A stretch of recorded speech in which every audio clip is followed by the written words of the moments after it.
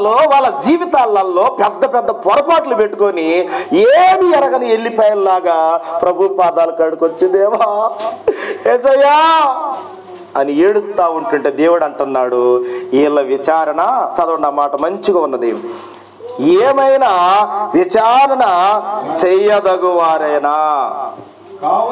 చాలుగా అంటే వాళ్ళు ఎంత చేసినా నేను ఎందుకు అంటానయ్యా అంటున్నాడు. దాని అర్థం ఇదే మాట యెషయా గ్రంథములో 59, రక్షింపనేరక ఉండునట్లు యెహోవా హస్తము కొరసగాలేదు, విననేరక ఉండునట్లు ఆయన చెవులు మందం కాలేదు, మీ దోషములు మీకును మీ దేవునికి అడ్డముగా వచ్చును, మీ పాపములు ఆయన ముఖమునకు మీకు మరుగు.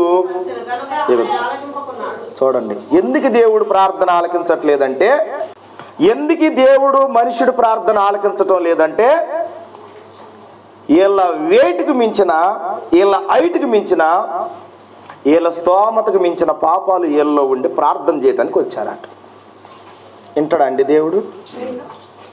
నా చెవులు ఏమన్నా చిన్నగా ఉన్నాయి అనుకుంటున్నారా పిల్లలారా?